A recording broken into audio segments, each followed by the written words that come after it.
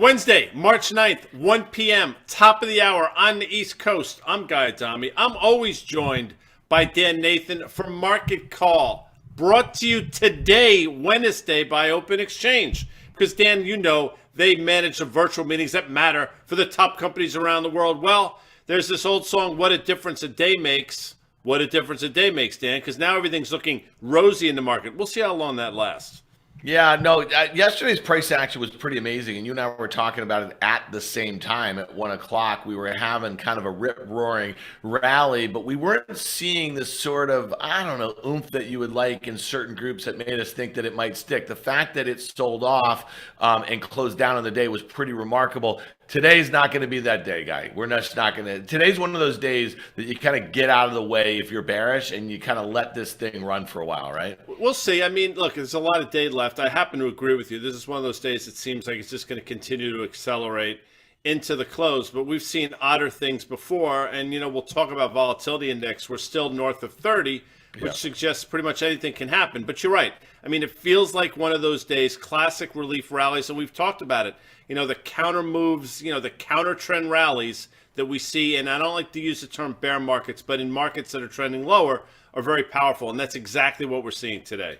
Well, yeah, but this is violent, Guy. When you think about it, and you and I have been kind of highlighting the weakness of the banks and over the last few days and what that was telling us about the broad market. I look at my screens here, and I see JP Morgan up 5%. I see Bank of America up nearly 8%. I mean, that is a violent move. And, maybe it's shorts who got caught off sides. Maybe it's those who think that they're cheap, and that's where the value is in this sell-off. I don't really know. But, listen, I want to switch gears for a sec. We'll talk about the broad market. We'll talk about some of the macro assets that are moving around a lot that we've been focused on for the last, a few months now or so. But right now, I think it makes sense. We don't do this too often, but look at a couple stocks or a handful of stocks, Guy, that have been cut in half. Now, we've been talking about dozens and dozens of stocks that are down 50, 60, 70%, but they're names like Zoom and Peloton and Chegg and, a bunch of these ARC names, everything like that. Let's talk about a few massive names, a few names that we just haven't talked about a whole heck of a lot. One of them, first being Facebook. This stock is down 50% in a handful of months. It was just literally in November, I think, when we were talking about Facebook trading $1 trillion in market cap, or it was a little earlier than that, Guy. It was like September or so. And now it is down 50% from those levels. We have a one-year chart here, man, and you look at the size of that earnings gap, the fact that it kept on going lower, the 200-day moving average up there at 325, but I guess more importantly, the multiple that this stock, which for years people had saying was expensive, but relative to its growth, it was kind of cheap. What's your take on a Facebook here? So it's incredible how, we talked about this stock being compelling on valuation for years. And listen, when they got themselves in trouble a few years ago and some of their advertisers fleed over that course of a week, stock traded lower. But, within a week or so, it became pretty clear that advertisers were going to come back. People weren't leaving the platform, and the stock made its way to new all-time highs, seemingly impervious to anything. A lot of this is their own doing without question. What does it tell me here? Well, it's probably as cheap as it's ever been. You can speak to that. But the headwinds they face are pretty tremendous. You have to ask yourself, what's going to be the next catalyst for Facebook here? I do think just for a buying opportunity for a trade, it looks pretty interesting here. You mentioned it's been cut in half. That's accurate. I don't know the last time you've seen a move of this magnitude. But the real question is, do we fill that gap? Because at a certain point, every gap seems to be filled. And the fact that we're now probably 3 standard deviations or so away from the 200-day moving average leads me to believe that there's a bounce in Facebook coming. Yeah, so it's interesting that you mentioned valuation, and since it really kind of started to see its growth slow a little bit over the last few years, we've seen this thing trading, kind of like 20 times earnings or something. This is like a real steady earner, right? So you were never able to put this name in the category that it was one of those names that on a gap basis was losing a lot of money. They were printing money here. Here's the problem, right? So every time that they have spent a whole heck of a lot of money, whether it be to kind of change the safety and security and all that stuff that happened after the 16 election, and then some of the stuff that has happened lately about their spending on metaverse, that sort of thing, you're seeing earnings growth grind, to a halt. It's basically expected not to grow this year, and then maybe re-accelerate to 15% next year with kind of mid-teens revenue growth. Now, that revenue growth is probably the slowest revenue growth the company's ever had. This year expected to be 12%, 17% next year. Now, obviously, this is a very high margin company, but trading 16 times this year and 14 times next. That's crazy. Look at the chart since inception. This is not a log chart here, but if we draw the lines, you see it's getting really close, guy, to that uptrend here, which is why I think it makes sense very soon. Maybe that's $175. I don't know where you'd want to take a shot on this thing. Yeah, that's exactly right. I mean, does it get down to this trend line? Yeah, probably. I mean, that's a great trend line. And as you said, this is about an 11-year or so trend line, this uptrend that we've been in for that period of time. I don't know if it's going to hit it, but with that said, if it does, I think that's where you enter. But I think I think for a trade, you start dipping your toe in Facebook right now, because the chances of getting down there maybe are 40, 50%. Chances of you missing it are probably that as well. So I think risk reward sets up well here. Same probably can be said for Netflix, which different set of circumstances. I think the problem with Netflix here, Dan, is for the first time in a long time, well, first of all, they had a couple lousy quarters. And for the first time in a long time, Reed Hastings started talking about competition in earnest. I think that scared a lot of people.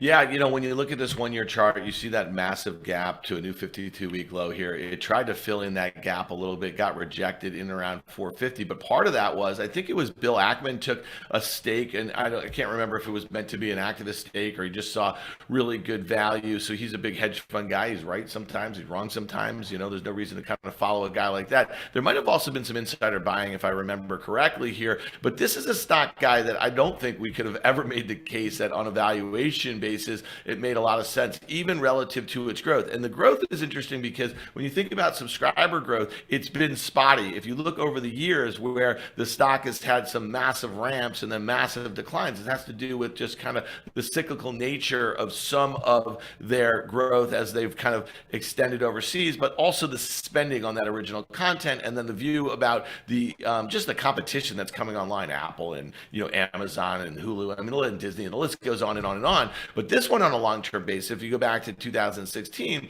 you see it's broken that uptrend. And so that, again, do you want to be buying, falling nice like that? No, you want to see, as Carter would say, stocks kind of move their way into support a little bit, but I don't see technical support down for a while, and I don't see any real valuation support for a while, especially when you talk about that slowing EPS growth, only about to be 4% this year, 24% next year, trading about 32 times this year, 25 times next. It seems like it's got a target on its back a little bit. Yeah, and the other problem with Netflix, you just pointed out, not only do they start mentioning competition and coming off a couple lousy quarters, but that coincided with everybody seemingly becoming concerned for the first time in a decade about valuations. Obviously, valuations didn't matter for the longest time. And, those lousy quarters, that comment about competition coincided with the time that everybody started looking at valuation. I think you make a great point. We're through that trend line. So what does it mean? Well, the obvious support comes in the early 2020 low, which comes in around $300 or so. I guess that's pretty much 20% from where we are now. Not suggesting it gets there, but that's a logical place for it to stop. The flip side of the coin is maybe this is a false breakdown and you buy it again above a breakout of that trend line, probably comes in around $400. But here at 360, quite frankly, I think you're sort of in no man's land. Yeah, well, the next one we got to talk about, we haven't talked about it in a market call in a very long time. You and I have a little bit of a love-hate relationship with the product, but we're kind of addicted to it, and that's Twitter, and we use it a whole heck of a lot here. This stock has also been cut in half. It's down 20% on the year. It really looks like it's trying to put it in the bottom. You look at that one-year chart, guy, you see it kind of banging around in the low 30s on a couple of times. It seems where it gets a little bit of support. You see that range that I highlighted from the breakdown level, just below 50.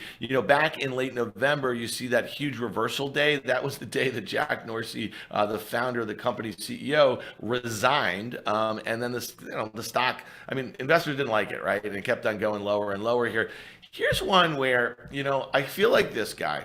If you could take a snapshot of this stock at $34 right now, okay, and you could wake me up, and I could own it here, and you could wake me up in 3 years, okay, the stock, I believe, is going to be much higher. I think the platform is going to be that much more valuable. Maybe it got taken out at like $70 or something like that. My point is like from here to there, maybe to the end of this year, it might be kind of ugly. You know what I'm saying? And that's one of the things about buying some of these things when you think they're trying to bottom, where you think the valuation makes sense, but the market's still uncertain about it.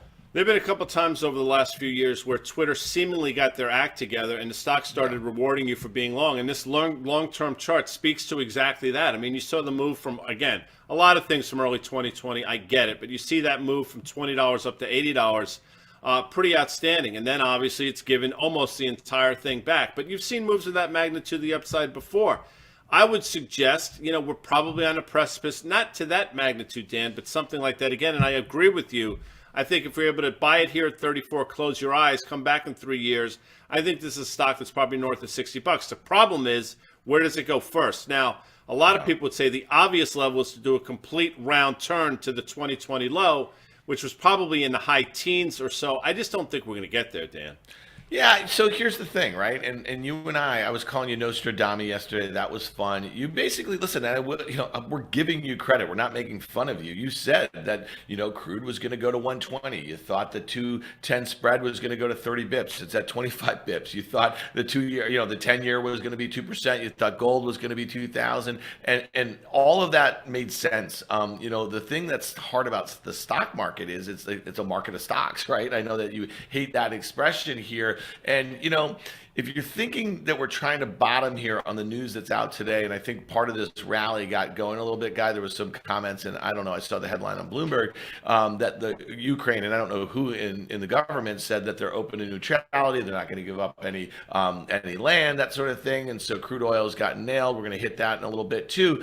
But again, if that's just one headline, you know what I mean? And if the market was already having trouble, a whole host of issues with the Fed, trying to kind of battle inflation, that's not going away anytime soon. You've been all over that. All right, well, we're still in the stock market. Let's look. Our friend at Wall Street Cynic, Diogenes, what is it? How do you say that? He's like a Greek god. Yeah, well, he is a Greek god if you've ever met him. I mean, he's a great professor as well.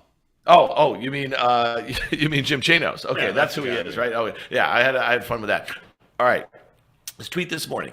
Thin TV. I think he's speaking to you. Is he subtweeting you, Guy, right here? Maybe. Is that what they call that? Is that a subtweet? I always get that confused. Well, please continue. Well, here's one thing. Look, before I read the tweet, and you guys can see the tweet up there, Jim is a phenomenal investor. People think he's like a short-only guy. He is not. You and I have known him for years. He's been on our podcast on many occasions here, and he is. He gets the being long as well as he does getting short. He's got a really good knack for picking out short stories and financial fraud. That's not what he's saying here, right here. Then I think this is really interesting, though. FinTV, which has been humping unprofitable reopening company stocks, LYV, that's the Live Nation, Wynn, Cruise Lines, etc., for 2 years now, can't understand why they are dropping faster than other stocks. People are going to concerts. He's basically saying that's what the pundits, the talking heads are saying. Yes, but LYV still doesn't make any money. All right, here's the deal. LYV used to make a lot of money. Then they didn't when there was no live events for 2 years. And now they're going to be making money again. And, at the end of the day, they lost $8 a share in 2020. And we know why. This will be a profitable company again. And you look at this chart here. We just overlaid that tweet to it. You could say that at new all-time highs and spending a lot of time for the last, 6 to 9 months, that it's in the stock. The reopening is in the stock here. That's a pretty powerful uptrend there. I really like this story because even at a time, if people can't go on their fancy European vacation this summer, they can't do certain things because of maybe a new COVID strain or something like that, they will go to concerts and sports domestically, right?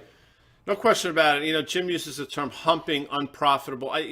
First of all, there are a lot of unprofitable stocks today, and over the course of the last 25 or 30 years have done extraordinarily well. I mean, we know that. And we're not humping anything. What we try to do, and I think you would acknowledge this, we try to point out things that we think can go higher and things we think can go lower. And this was one that we pointed out a few months ago that given what was going on, we thought there's a really good chance that it would start to go higher, would look past Omicron and start to go higher into the back half of this year. And that's sort of what happened.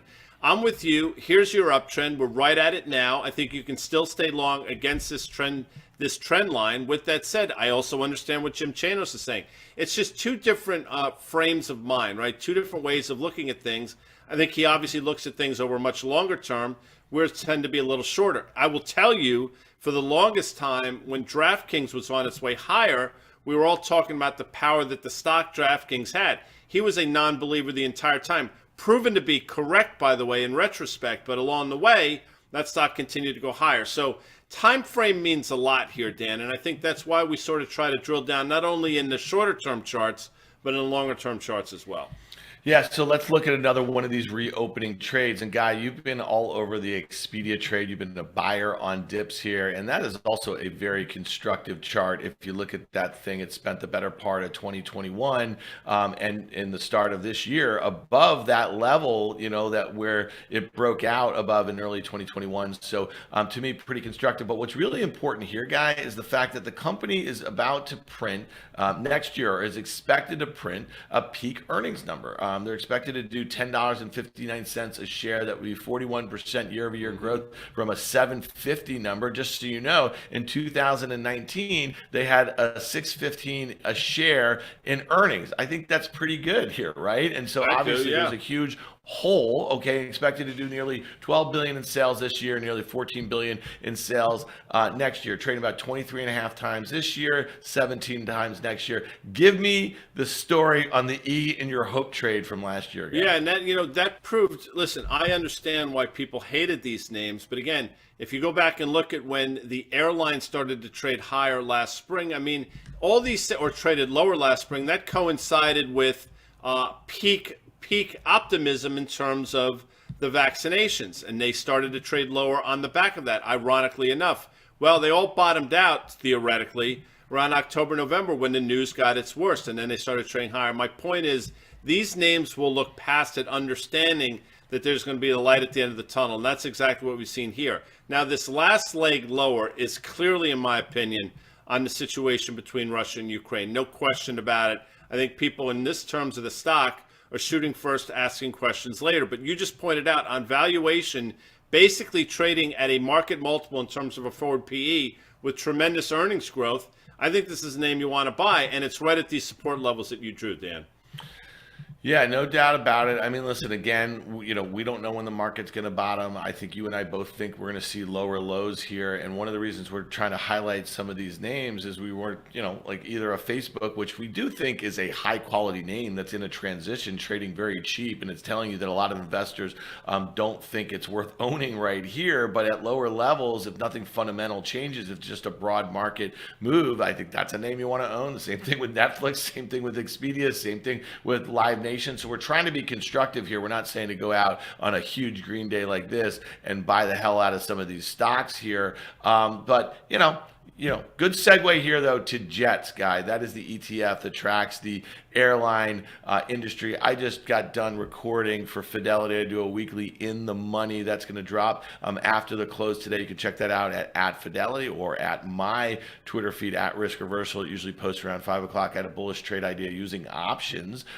in the JetBlue. And I like JetBlue, Guy, over some of these kind of international, the long haul carriers like a U-Haul, a Delta, American, because they're just not exposed to a lot of routes that might really have a hard time reopening. We know that there's been fits and starts with the Omicron and Delta before that. And business travel is the other one. But here's one thing that Americans will do this spring and summer. They will travel domestically, and JetBlue has that exposure. Listen, real quick, just to look at this chart quickly, you'll see the last peak, early 2021, the spring of 21, as I just pointed out a few minutes ago. That was the peak in terms of jets. It also happened to be the most optimistic we had been in quite some time in terms of the vaccinations and the end of the sort of the light at the end of the tunnel in terms of the virus. It was odd that that's when jets topped out. We have the complete opposite setup right now. Now everybody's pessimistic. I think we're going to bottom out here. So I'm with you. I think it's a great trade. And I think jets, if you're looking just for a broader trade, this ETF is really interesting. But we got to look at the broader market, Dan, because that's, we're not trying to bury the lead here, but on a day like today, it's amazing, again, what a difference a day makes. Well, here we are. Same downtrend. I mean, nothing's really changed. We looked at this yesterday. We'll look at it again today. We're still in this downtrend channel.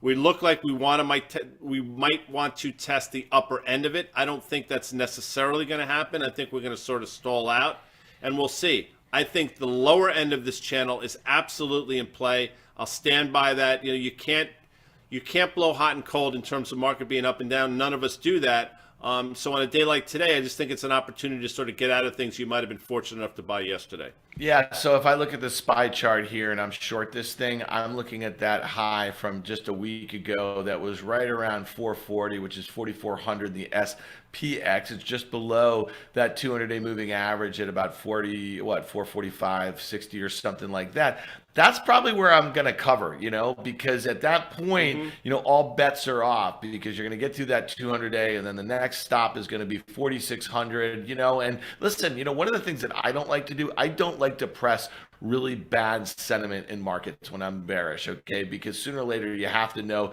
that you're going to have these sorts of kind of reflex moves or so, but that's also one of the reasons why you and I keep a very close eye on the charts, because that's how people set their stops, right? Those are the strikes that a lot of option traders who are hedging books and stuff like that are using. So to me, that's where I'd be a little skeptical. But if we rally one more day and then reverse on a bad headline, I think you are right, Guy. I think we are going to be testing 400 in the not so distant future, and maybe that 3750. So here's one thing, Guy.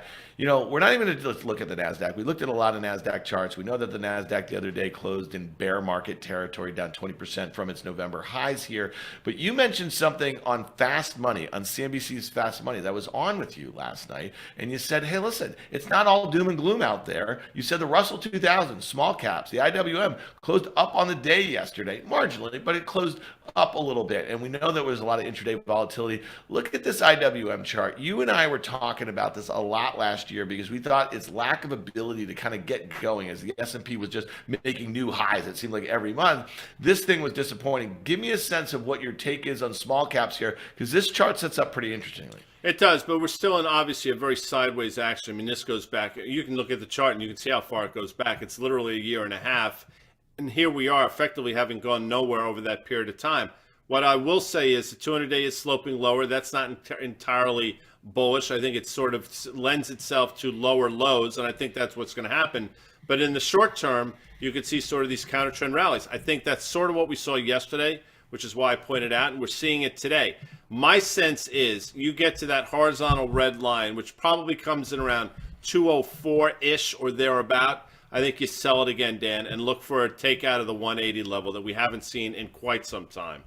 All right, so we got to talk about the things that were causing a lot of the downward volatility in stocks. That was obviously crude and other commodities. It was obviously the surging dollar, and it was gold was kind of one of the things that people were reaching for. They're all down today. Crude is the story. And you were saying this, just like I said, you thought you'd see crude go straight to 100 and then maybe 120, 130 or something, which it did. You also said on the show the other night, you probably said it here on Market Call, that you could also see crude just have a massive reversal, see it down 10, 20, 25% or something like that. So we're getting that here. I threw up Ian Bremmer's tweet from just a bit ago before we came on here, and it was talking about, and we were talking about it yesterday in the Market Call, but the Biden administration banning Russian oil and natural gas. And look at this poll from the Wall Street Journal. I mean, how many things in America have been this overwhelmingly agreed upon on a bipartisan nation, or in a bipartisan manner? And so the fact of the matter is, I mean, if we're all in on this and we could continue, no matter what happens in a de-escalation, America and Europe should get off of Russian oil and natural gas, so we shouldn't be at their whims anymore. Are we likely to see persistently high oil in the meantime? Well, I mean, I don't want to get completely wonky, but this is going to be somewhat counterintuitive. But actually taking that, putting these sanctions in place longer term is probably bullish for the price of oil. But that's not for this show. I think one of the main reasons it sold off today is because of the headlines that you cited earlier on Market Call. I think that's it. So we'll see what happens. To your point about people being unified in this, obviously it makes a lot of sense. I think if people were to think about it and drill down, it doesn't make as much sense as you would think in terms of economics. But again, that's not for this show. What I will say, though, to your point, you have this huge move to the upside. Now, the same thing. These counter-trend sell-offs are going to be fierce, and we're in the midst of one now. And quite frankly, if we see more headlines like you cited earlier, chances are we can get back to $85, $90 and still be in an uptrend. So just beware how violent things are going to be, and it's manifesting itself in crude oil over the last couple of weeks. Yeah, that 50-day moving average, I know a lot of traders are keeping an eye on down there like near 96 or so, or actually, excuse me, 90 bucks. And that was the level where it kind of consolidated before it took out. We haven't talked a lot about the dollar. The dollar had been surging. I know that that was a big function of the euro just getting cream. We know that Dixie, the U.S. dollar index, 50% or so of that is the euro. And I guess the concern for a surging dollar is that U.S. multinationals, which many of which have actually cited that they're going to stop either shipping to Russia, and we saw McDonald's say they're going to shut down 850 stores in Russia. I guess their most I guess the highest store by revenue is actually in Moscow for McDonald's globally, and I think they said this morning, guy, it'd be like $50 million a month of losses there. So you have a surging dollar, you have certain multinationals who aren't going to be selling in areas where they get real revenues. I think McDonald's gets like 9% of the revenues. What's your take on that right here? Because the dollar coming in would probably be a good thing for corporate earnings right now, and that's the thing that we're going to quickly move to when we get to the end of this quarter, because we know that we're going to get Q1 earnings in mid to late April here, and I gotta think the visibility is going to be horrible for most companies right now. I would agree with that, but to your point about the dollar specifically, obviously we saw the rise in the dollar, flight to quality, weaker euro for reasons we've cited a number of different times, and now you're seeing a little bit of a sell-off. I mean, this sell-off in the dollar is sort of a risk-on effect. Obviously, people now going back into equities, getting out of the safe haven trade that's been the U.S. dollar. I don't think it's over, quite frankly. I think there's probably another leg higher in the dollar, given the backdrop of everything that's going on. And if you look, you still have upward trending both 50-day and 200-day moving average. So I think this sell-off is going to be short-lived. What I will say, though, you're correct to point out, a stronger dollar is not going to be particularly bullish. It'll create headwinds for all these multinationals. And that's something you have to take into account as we get into our next earnings season.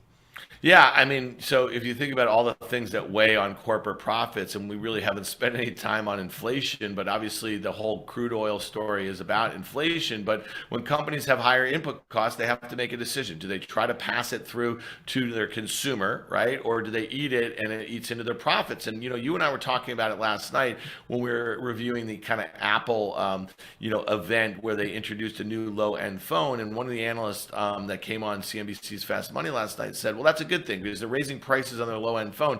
And I'm like, man, if they're raising prices on their low-end phone, which is literally a phone model that's 4 years old with just a better processor, it's kind of telling you, right, that they're worried about their profit margins as it is. So I think that's something that'll be really interesting to track. All right, Guy, quickly on gold. That was one that you thought was going to make a new high. It did. It got to 2,000, and I'm just going to kind of jump the gun here a little bit. I think your guess would be that parabolic move checks back to 19 and a quarter or so, and that's your entry point? Yeah, I think so. And look, I don't want to spend a lot of time here because I think I'm pretty well documented in terms of my view, but that's exactly right. You had that, obviously, I don't want to call it a blow off top, but you obviously had that huge parabolic move.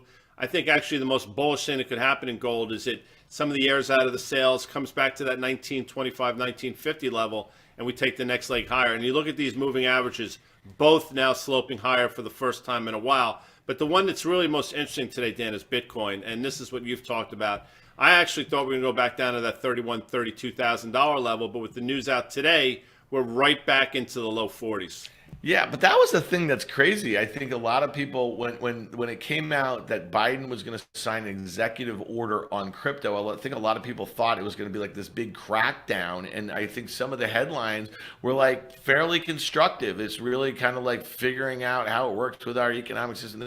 I mean, listen, all good. I mean, just on a technical basis, though, we're looking at that kind of, the breakdown level. That was 45,000. Here we are at 42. You see where the 200-day moving average is in a way. So let's see if we can build on that. It's up 10% in a very short period of time, but those have kind of given up over the last couple of months or so. So, you and I track Bitcoin because we think it's a really good barometer for kind of risk on out the curve a little bit here. So let's see if that thing can get going. We said 30 minutes on the clock, Dan. I want to be true to that. So as they say, slide it, Earl. I hope you enjoyed today's market call. A lot going on. And let me tell you something, folks. Today is not over. Want to thank our presenting sponsor, Singular Today, Open Exchange, for always helping us put on the best show possible. Check us out tomorrow, 1 p.m. We'll be back with EY from SoFi. I'll see you later, Dan. See you, bud.